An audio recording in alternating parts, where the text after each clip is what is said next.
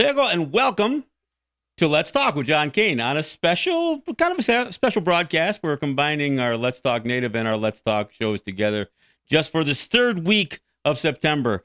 Got a great show planned, talking about an issue that I've been intimately involved with, as have many other Native people, frankly, which is the mascot issue. And we're going to go through it, but I'm also going to bring in some things that perhaps you haven't heard of before. I mean, we have a lot of discussions about, the fact that many of these mascots, like the one from the Washington football team, the R word, as we affectionately call it, is merely a racial slur. But even the ones that aren't specifically racial slurs, like savage or, Indian, chief, whatever the case may be, Braves, Warriors, there's a whole line of them. Of course, the name of every native, quote unquote, tribe, wrong or misnomer or otherwise, is used, right across the country. And it's been used by pro sports. It's been used by college athletics, and it's still predominantly being used at the high school level. Although there are some states like Maine and California that have made it increasingly difficult for schools to use native mascots, there are still people who are incredibly passionate about keeping or taking ownership, I guess, of these native identities. And so we're gonna talk about that a little bit. We're gonna bust out a few of the arguments that are made by what we call them the keepers, the ones who we actually call them creepers, I guess, but the ones we're trying to keep these names and push back against the tide of history, so to speak, as more and more schools abandon this racist use of and dehumanizing use of native mascots. Let me remind people that look, we are a listener-supported radio show on a listener-supported radio station. So we need your support, and I do encourage people to go to the WBAI pledge line, which is 516-620-3602, and there you can make a donation of any size, and you can do it any time. But we're heading into fund drive in October. Not sure how many shows I will do during the fund drive. Oftentimes they preempt this show for shows that are frankly better at raising money. And so we don't know what we'll see in terms of October. So I want to do my pitch now, just in case. We also have a specific web page that you can go to, which is www.give2wbai.org. That's GIVE, the number 2, WBAI.org. And there you can follow the prompts. I encourage you to become a WBAI buddy. By becoming a BAI buddy, you can name this show as the show that you're essentially sponsoring. Although sponsor is a kind of a loose term, because any money that comes into WBAI helps all of the programs. It helps the station. It doesn't pay for a specific show. It pays for all of them. So, but if you become a WBAI buddy, that means that you are a sustaining member of the station. You become a voting member of the station, frankly, and you there's a couple other perks. Your typical tote bag and some other perks that come along with it. But you become a member simply by making a donation of $5 or $10 a month that comes off your credit card or out of your checking account. And you can follow the prompts or talk to a human being on our pledge line. Again, that's 516-620-3602. That's the number to call. Look, we aren't going to do calls today because this is a kind of a special broadcast. So I'm combining two shows here. So, but I have a complete show, and I do have some issues that I look forward to hearing from you perhaps next week. Speaking of next week, I do want to remind people that next week we are screening Even the Rain. We're coming in on the dreaded Columbus Day, what many of us are calling Indigenous Peoples Day.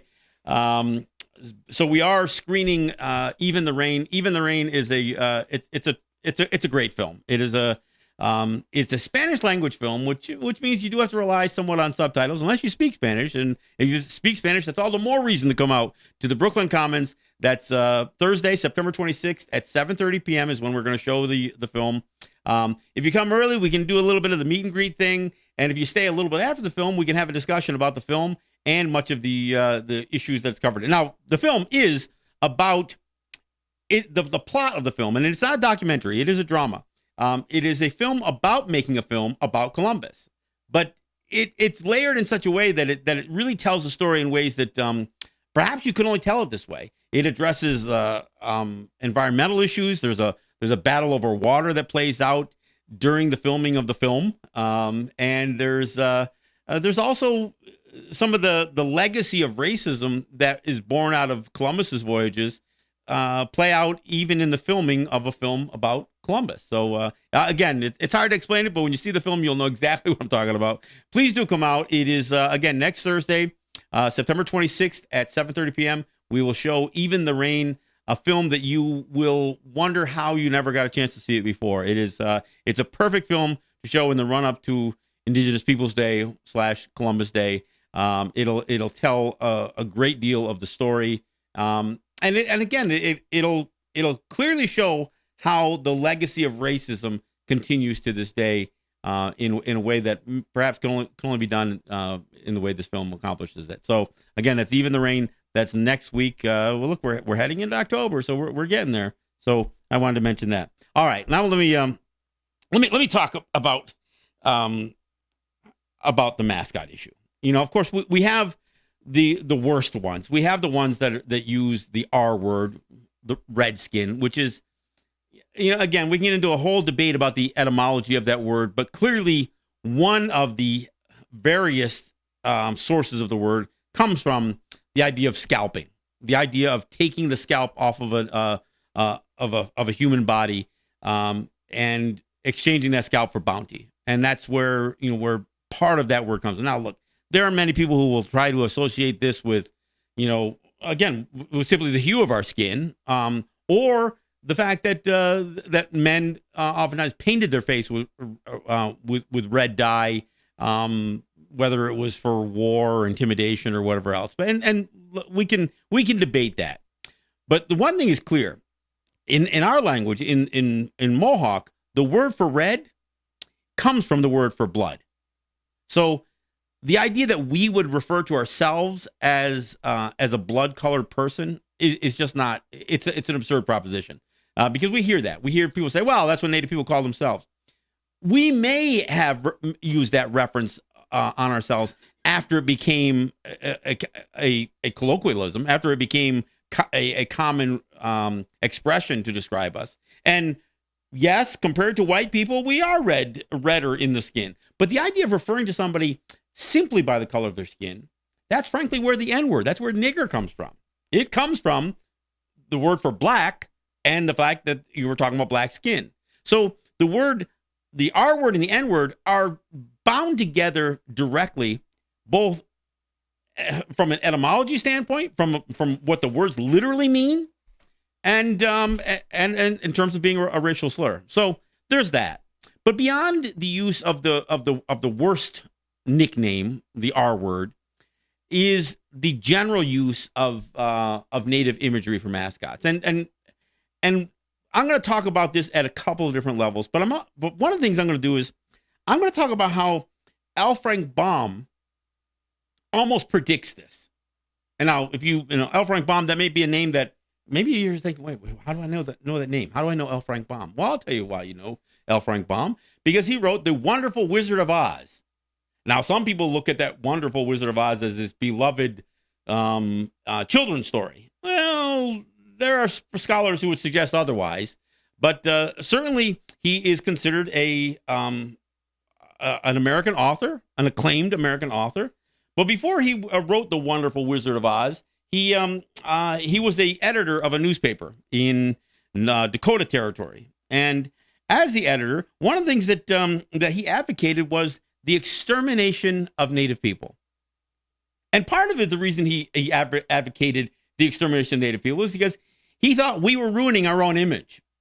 I mean, he believed that Sitting Bull was the last good Indian. So when they said the only good Indian is a dead Indian, L. Frank Baum believed that, but he believed that but the way he meant that expression was that the only good Indians had died. Not that we were only good if we were dead, but all the good ones had died. And with the passing, or with the murder, I should say, of Sitting Bull, he wrote an editorial, and this is on December 20th. That's my birthday, although I wasn't born yet. December 20th in 1860, and this is a piece of that excerpt. It says, "The proud spirit of the original owners of the vast prairies, inherited through centuries of fierce and bloody wars for their possession, lingered last in the bosom of Sitting Bull. With his fall, the nobility of the redskin is extinguished. What few are left are a pack of whining cur who lick the hand that smites them. The whites, by law of conquest, by justice of civilization, are masters of the American continent. And the best safety of the frontier settlements will be secured by the total annihilation of the few remaining Indians. Why not annihilation? Their glory has fled. Their manhood is broken. Their manhood is broken. Better that they die than live the miserable wretches that they are. History would forget these latter despicable beings and speak in later ages of the glory of these grand kings of the forest and plain that Cooper, James Fenimore Cooper, loved to heroism. We cannot honestly regret their extermination, but we at least do justice to the manly characteristics possessed according to the lights and education by the early Redskins of America. That's from the Saturday Pioneer, December 20th, 1890. So let's think about what he just said. What he's saying is that the good Indians are all dead, and so they're in the past. He compares Native people to a nobility, to these proud warriors that fought for the land. Sound familiar? But as he does it, he despised who we are, but almost tries to do this backhanded compliment on who we were. And he says, they will speak in later ages of the grand kings of the forest and the plain. That's exactly what the mascot issue is. L. Frank Baum predicted that in the future, and not too long into the future, this is 1890, so a lot of these mascots got picked up in the early 20th century, that they would praise these magnificent warriors, these noble savages, as we were called. They would despise us as who we are, but they would take and almost take ownership of this image that they created of who we were. And that's exactly what mascots are. So when somebody says, oh, we're honoring you. No, you're not. You're honoring an image that you have extrapolated, that you've ripped from our history. You've bastardized it, and you shaped it up to be something that you want to claim for yourself. You're not honoring us. You know what was happening at the same time that schools full of the whites, as L. Frank Baum describes, as these whites were picking nicknames and mascots for their schools and getting their little white children to play Indian, to run around, and again, what makes a red man red, right? Look, we're already being used in cartoons. They were entertaining us even back then. We were being used for entertainment even back then. But Native kids were being ripped from their homes, and they were being beaten. They were being abused, physically, psychologically, even sexually abused, all because they were Native. And in fact, that's what the motto for the schools that kids were ripped away from their homes to and locked up in, these residential schools, was kill the Indian, save the man. There was no honor in that. There was no honor in that Native identity. It was being ripped from us as little white kids were putting their mom's lipstick on their face, calling it war paint, and beating their oatmeal cans, playing Indian. So any of the argument that we somehow are being honored by the use of mascots, I'm sorry, it's just pure and utter bullshit. Now, one of the other things that is often talked about is, well, how do Native people really feel about the mascot issue? And I'll tell you, there are generations of Native people who experienced such overt oppression, and such racism. Our kids today haven't experienced it in the same way. They've experienced racism, and I'll describe that as we go forward too here. But they didn't experience the devastation. Our kids didn't experience the ripping away of so much of our culture. So there were generations of Native people who, when they did see white people grabbing a Native image and sticking it on a football helmet or a baseball uniform, there were Native people who said, there's some of our identities being validated.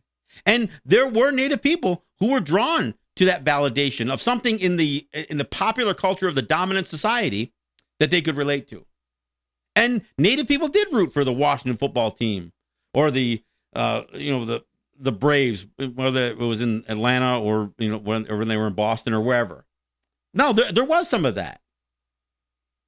But as we grew out of that Stockholm syndrome, from being so oppressed, our people, the vast majority of our people, came to realize that this mascot issue was nothing but a mockery of who we were.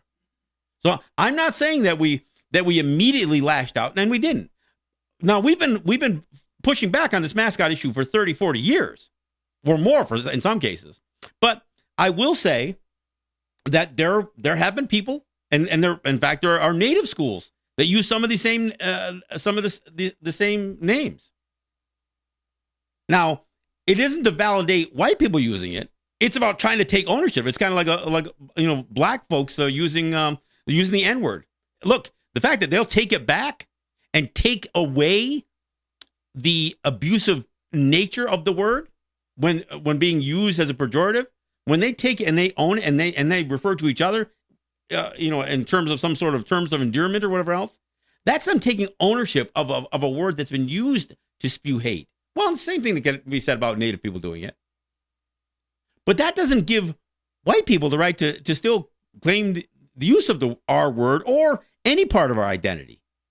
It is a mockery. And it's a mockery when you see non-Native people, black or white or whatever else, in red face at a baseball game or a football game, or when you see their opponents taking a Native likeness and jamming a saber through its head like the Philadelphia Eagles fan does when they play the Washington football team, or the big banners that say "Get ready for another trail of tears," or references to massacres or scalpings or any of that stuff. Look, there's no other people that are dehumanized in the way that we are. And how do they justify it? Because in their minds, they aren't looking at us as a real people. They're looking at us as a people that they exterminated, just like L. Frank Baum was calling for. I mean, this is where the argument that gets used. And look, I'm not saying that there aren't a few Native people still, that are still drawn to rooting for the Washington football team or whatever, the Cleveland baseball team. There are. But they are tremendously outnumbered by those of us who oppose the use of this mascot. Now, there are some that will argue that it is only the use of mascots that keeps us relevant. Like, that's the only thing that we're good for.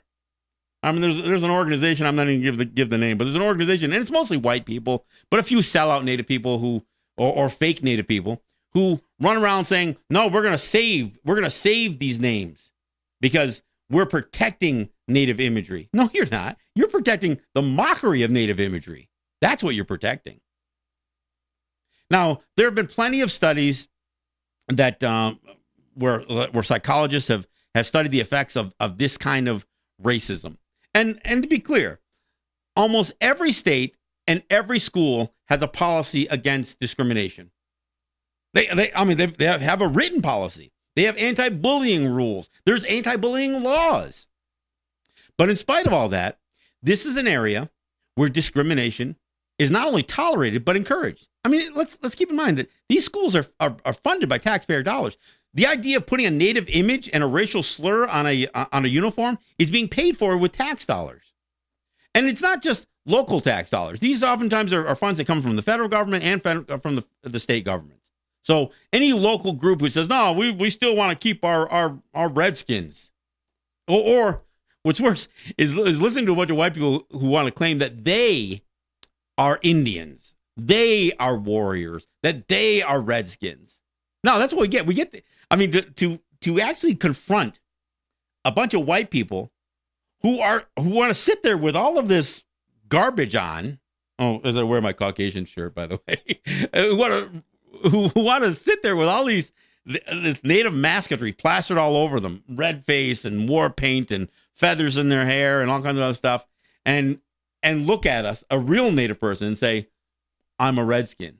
No, you're not. You're a moron. You're a moron for dressing up putting your mom's makeup or your wife's makeup on your face or whatever the hell you're doing, this fanaticism, and that's where the word fan comes from, by the way, this fanaticism with things like mascots it's absurd on a bunch of different levels. But it's something that, it's really hard to believe that there are other oppressed people, and I gotta put some of this out to to not only black athletes but black fans.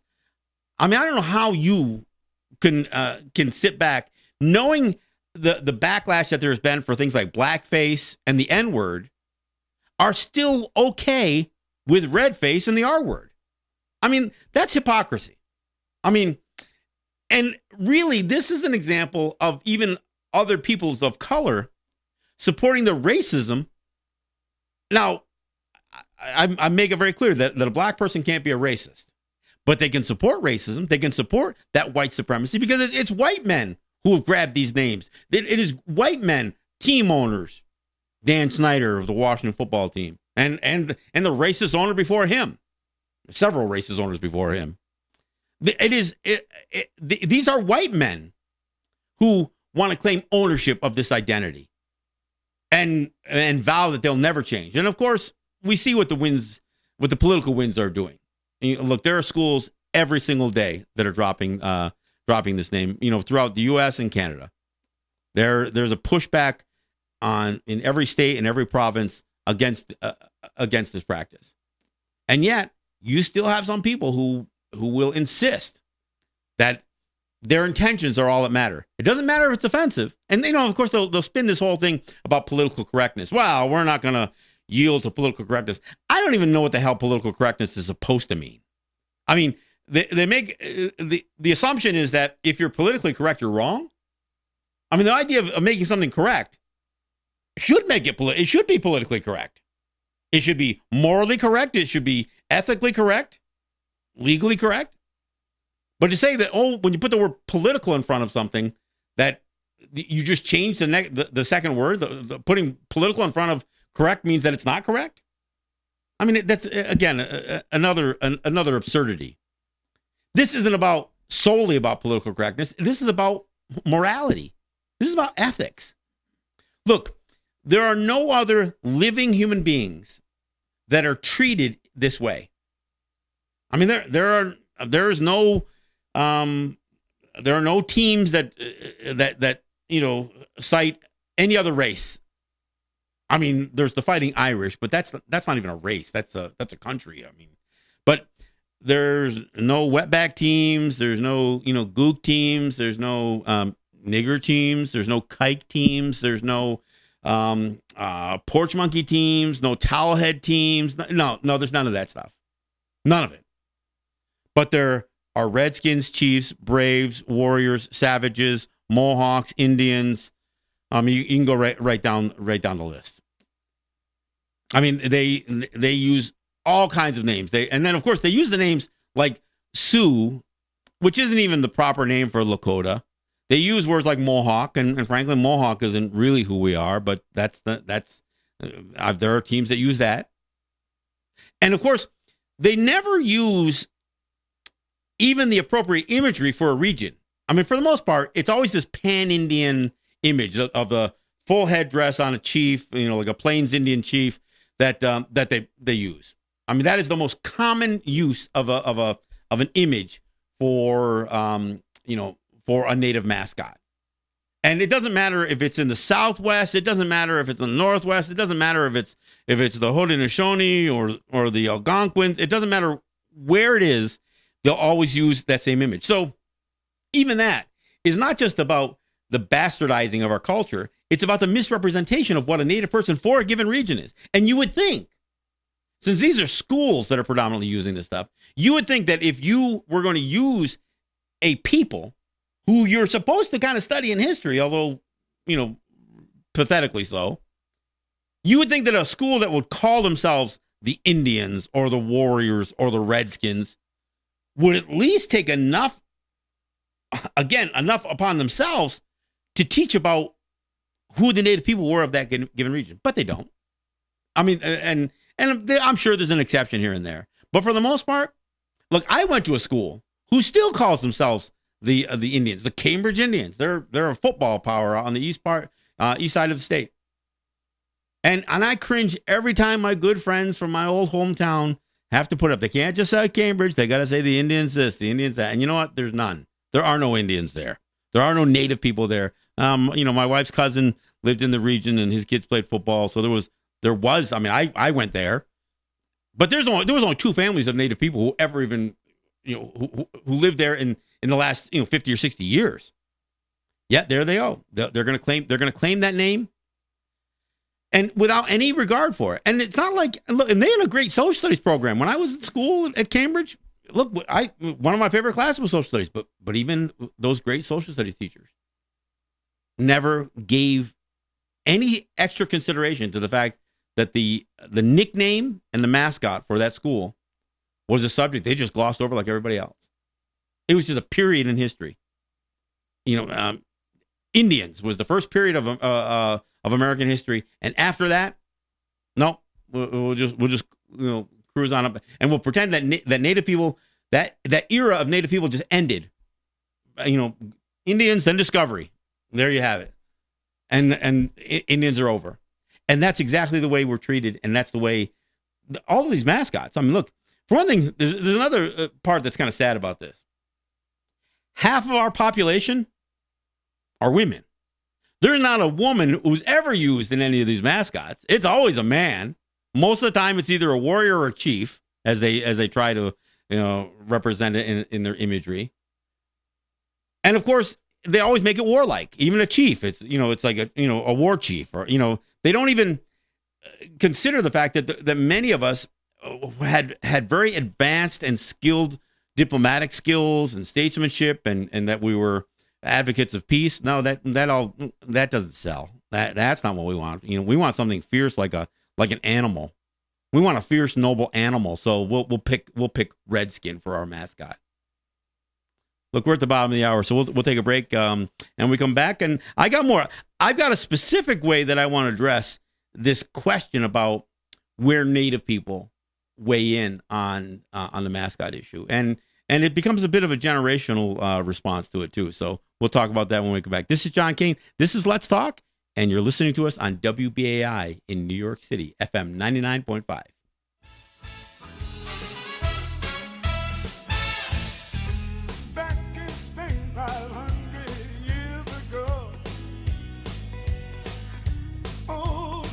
Columbus lived. Told Isabella that the world was round.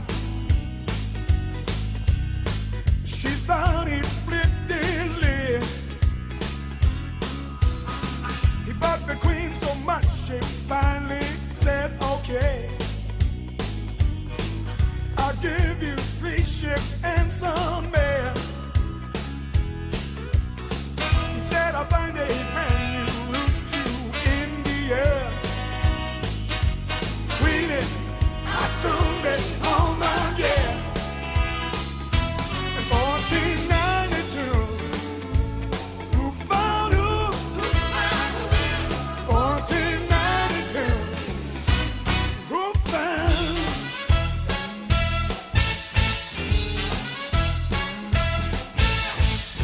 Welcome all your tired and weary travelers.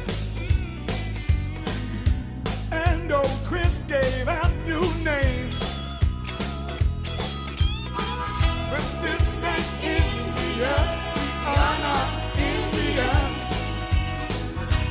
To this day it's still the same.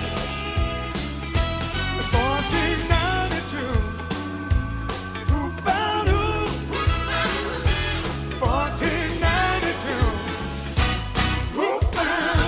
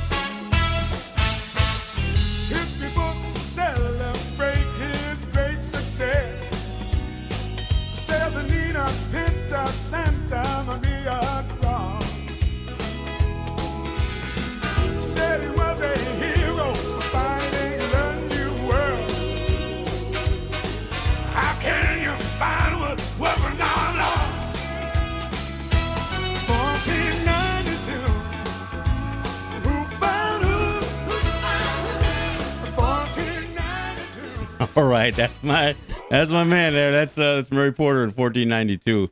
We got to, look, we're coming up on, the second Monday of October, where New York City is going to have their huge Columbus Day parade. They're going to celebrate a mass murderer, and look, it is what it is, and that's why I encourage people to come out to our film next week.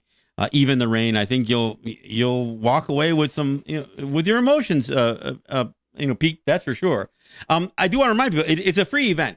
We don't charge admission to come to our screenings. We do put out a donation basket for WBAI, and we do encourage people even at these shows to become WBAI buddies. Again, the pledge line, if you want to make the call, it's 516-620-3602, or you can go to the webpage for donations, which is www.give2wbai.org. That's GIVE, the number 2, WBAI.org. And there you can follow the prompts, become a buddy, or you can make a donation of any size. And I encourage you to do so. And I do, like I said, I encourage you to come out to the screening next week, and bring your pocketbook. You can throw a 5 or a 10 in the donation basket for WBAI. We are listener supported radio, so we can only do this kind of radio with your support. So we appreciate it.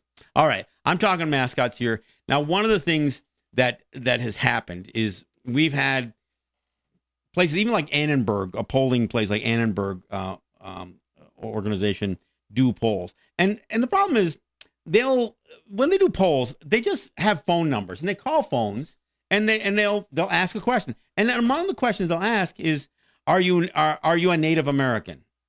Now, so when somebody says yes, they're not saying that they are an enrolled member or that they live on a Native territory. In fact, they're just numbers on a phone list. So when Annenberg takes that list and they say, well, we polled and we got 600 people who claim to be Native people, and 80% of them said they were okay with the name. Well, those are people who are self-identifying, which is hardly an accurate. I mean, without going through the whole Elizabeth Warren thing, or any of these others who have, claimed to have their grandmother happen to be a Cherokee princess, or all that crap. Look, the Daily Show did a great piece a number of years ago where they filled a whole bunch of, filled a studio full of a bunch of Washington football team fans, and every one of them claimed to be Native American. One said they were, something like 330 seconds, or they gave some percentage that would be impossible to get to. But and these weren't 23andMe folks. These are people who again are claiming that they were quarter or half, or their grandmother was a Cherokee. In fact, every one of them I think in the studio claimed to be Cherokee. Look. It's. I feel bad for Cherokees because these are real people who are being mocked every single day by a whole bunch of white people claiming that, oh yeah, I'm Cherokee. So anyway, they do these polls and they come up with these ridiculous numbers. They say, 80% of Native people are okay with the name. Well, here's the problem with the polls. For one thing, you aren't calling people living on a Native territory, which is really the best way to call somebody who is of that culture, regardless of anybody's claim, legitimate or otherwise, to Native ancestry. If you don't live and have any relationships with Native people living on a Native territory, or have some experience with ceremony or language or whatever else, and I get it. There are Native people who don't live on Native territories, but even those people who don't live in Native territories, if they maintain a relationship with people, a community of Native people, then I can appreciate that identity. But if you want to tell me your great-grandmother was Cherokee and there is nothing about your life that resembles any aspect of Native culture, then you don't get to speak for Native people. I'm sorry, you don't.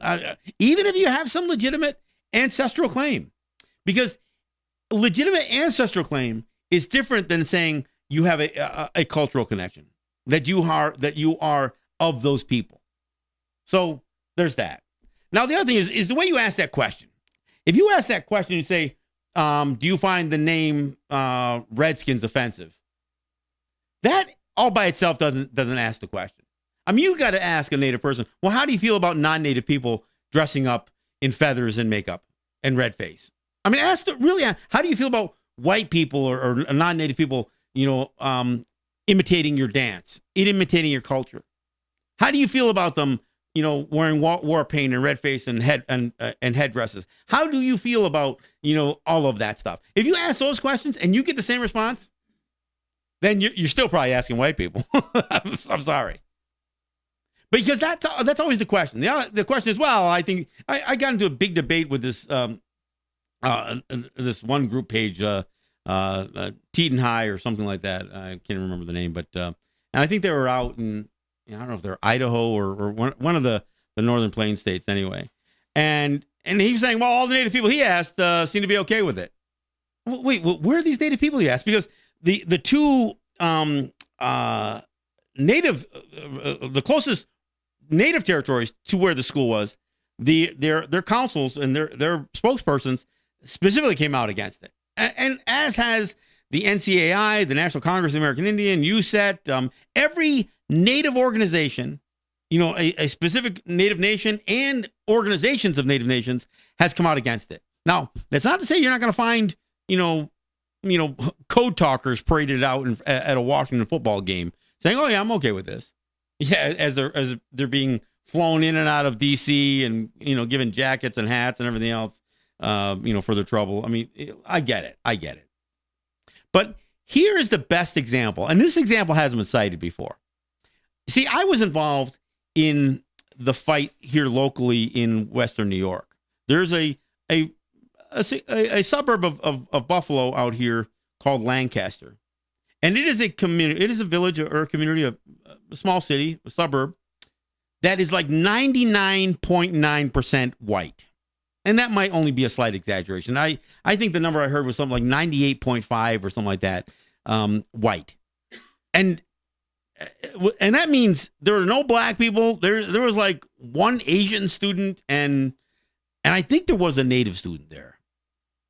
But the vast and overwhelming majority, like I said, in the upper 90 percentile, are white. I mean, they're Polish, Irish. I mean, so they're really Rust Belt white people living in Lancaster, and they called themselves the Redskins. And as the debate would always continue on about the NFL franchise in Washington D.C., it would always become somewhat localized here in Western New York, and the media, the newspaper, television, radio would oftentimes call upon Lancaster and say, well, how are you dealing with this issue? And it had become and it was becoming increasingly a conversation.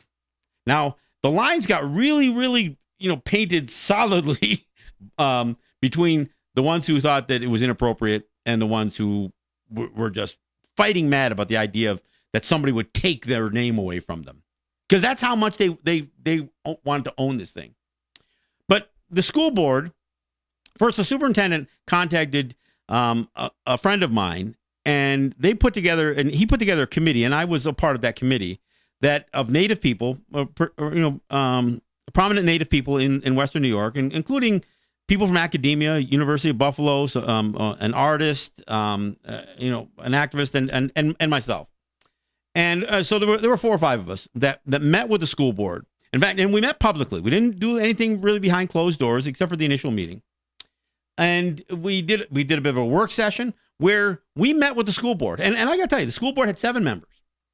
And at that first meeting, I would say 2 of those members were in favor of changing the name.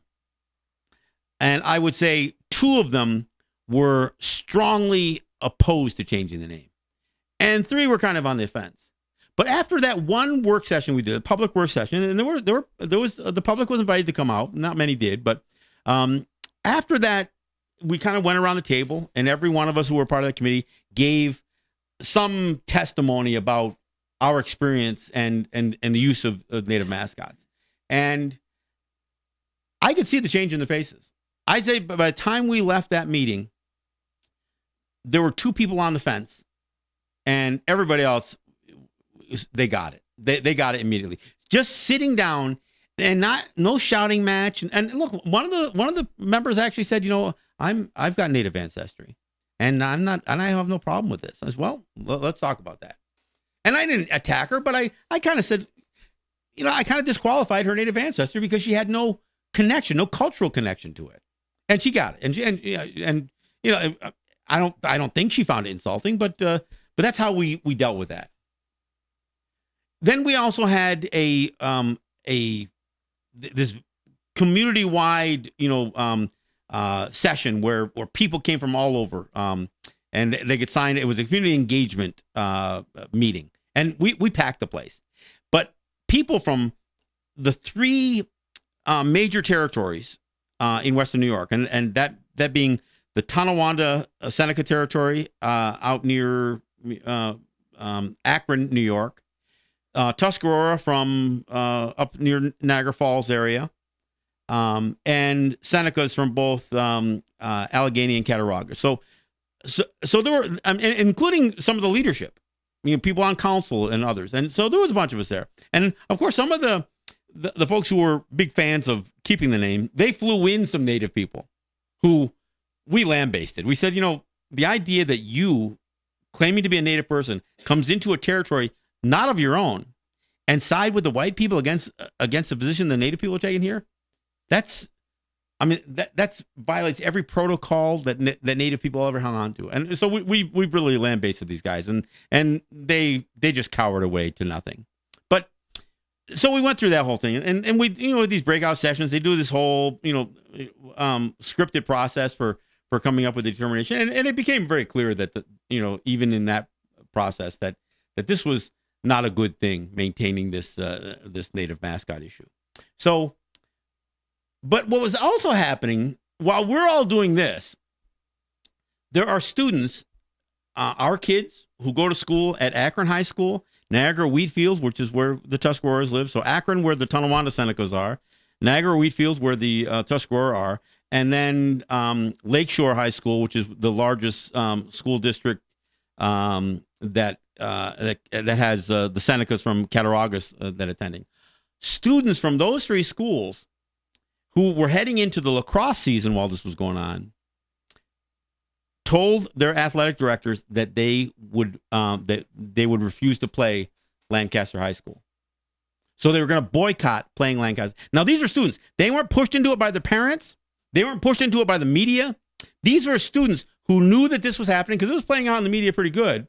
But, I did a couple of newspaper interviews, and I was on the radio quite a bit because it's kind of what I do. But students said, look, we've competed against Lancaster before, and those kids are terrible. They in claiming to be Lancaster Redskins, say some of the most racist things to us because we are actually Native people, and especially playing a Native sport like lacrosse. The conflict, the cultural conflict caused by a bunch of white kids not only playing a Native game, but playing it as under a Native mascot, just kind of breeds it. And you would hear racist comments coming from the parents. Yeah, you aren't Redskins. We're going to teach you, kind of thing. So there was so much of that students, and not just, this wasn't just the males. This wasn't just the boys lacrosse. This was the girls lacrosse too. I said no. And it wasn't because they didn't compete well against Lancaster. Even the Lancaster was a much bigger school. Our kids are better lacrosse players, and they pretty much, thumped Lancaster every year anyway. They were a big school. They could put together a hell of a football program, but lacrosse, our kids were very, very competitive. In fact, we could argue that Lancaster wasn't very competitive. But so our kids were willing to take a forfeit on their schedule rather than play a school that was clinging to that mascot. So for all of those people in every school, any place else, as well, Native people seem to be okay with it. No. And especially this new coming generation, this is going away. The use of Native mascots is going away. In many places, the debate starts with students. It might be the student newspaper, like in Neshaminy High School. Their newspaper refused to put the R word in their newspaper. Turned into a big legal battle. It played out nationally. Students from Cooperstown, New York, home of the Little League World Series and the Baseball Hall of Fame. I'm sorry, that's Williamsburg. Cooperstown, Baseball Hall of Fame. I'm sorry.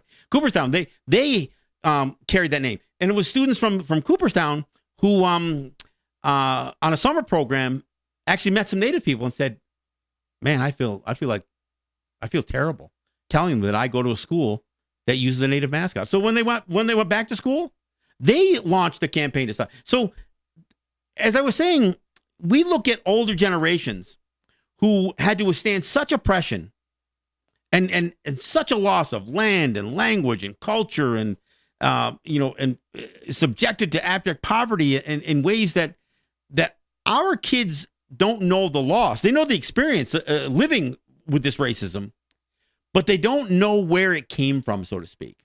So we have a generation of kids coming up who are not enamored in the least with a dominant, culture taking, using a Native symbol. They are offended by it.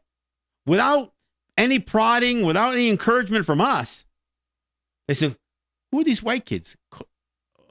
Who are these white kids to call themselves warriors?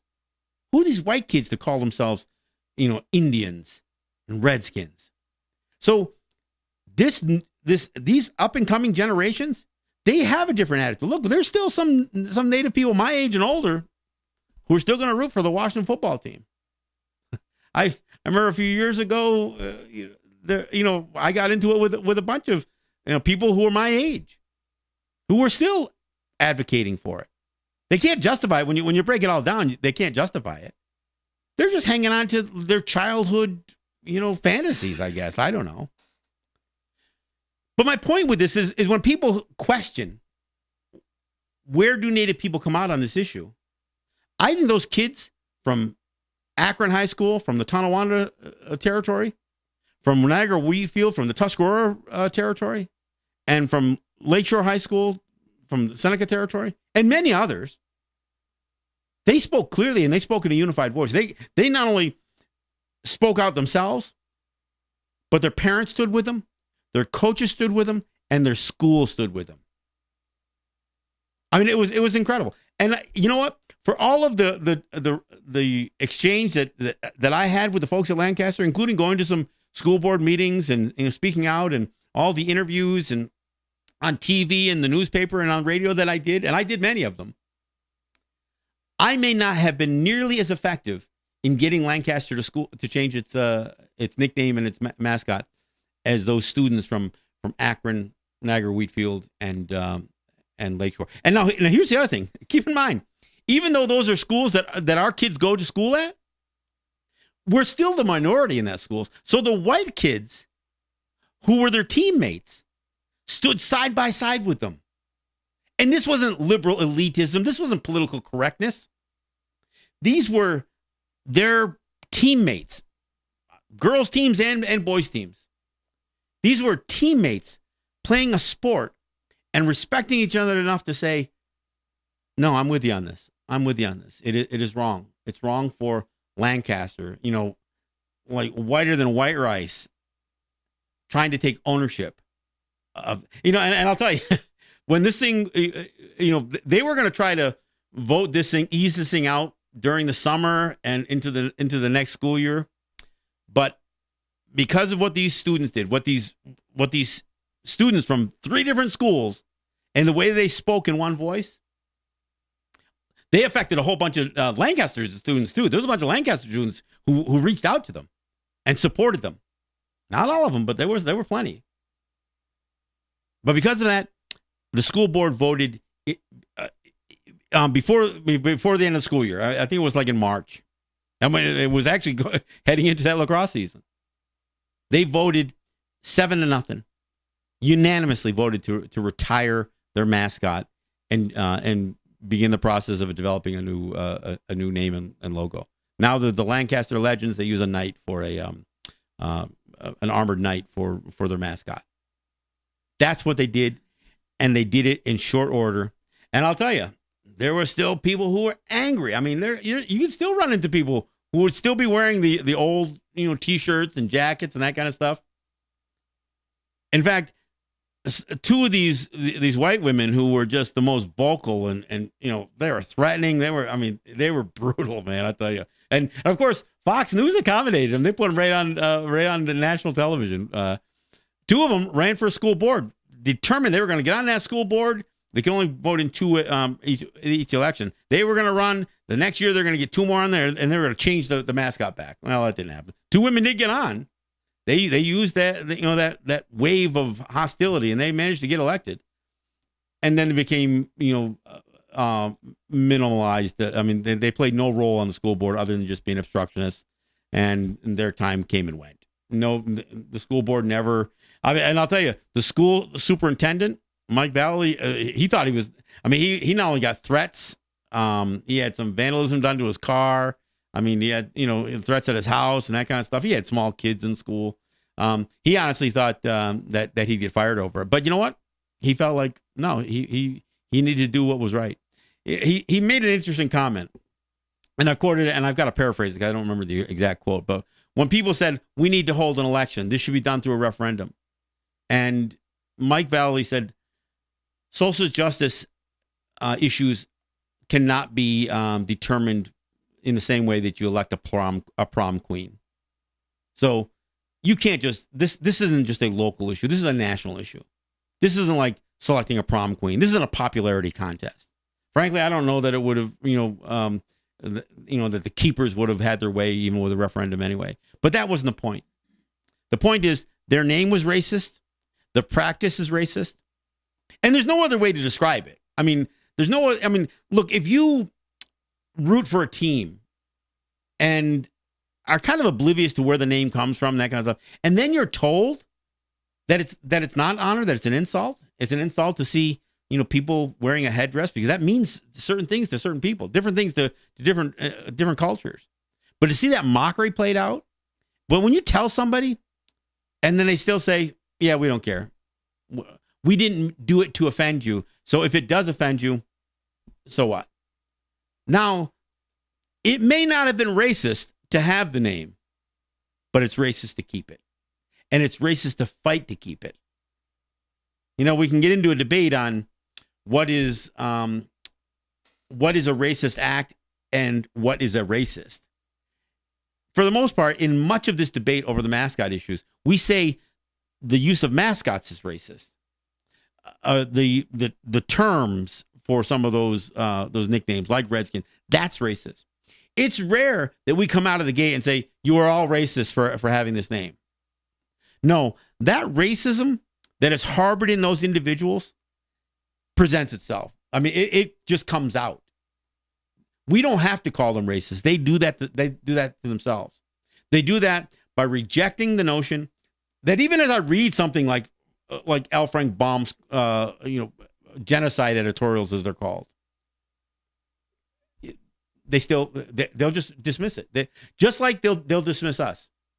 At the same time that they'll claim that these names are meant to honor us, they dishonor us by insulting us, threatening us. Trust me, I got threats. I wasn't too worried about it, but I got threats even from students, former students, but parents. I mean, I was bashed in the newspaper and all of the forums associated with, the radio stations. It's a funny thing. This mascot issue became so hostile that there were newspapers who cut out their Facebook pages and their forums associated with their newspapers because of this very issue.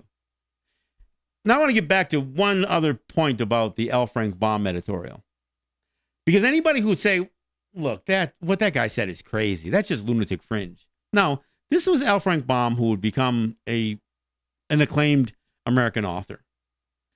But if you're wondering what was the impact of his editorial, keep in mind, he was calling for the extermination of Native people on December 20th, 1890. A week after that editorial was when the massacre at Wounded Knee occurred. When there was a massacre, there was an extermination. And then he wrote another editorial, and I encourage people to look it up online.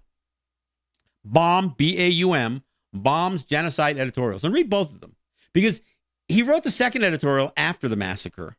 And when he wrote it, he talked about how despicable this act was.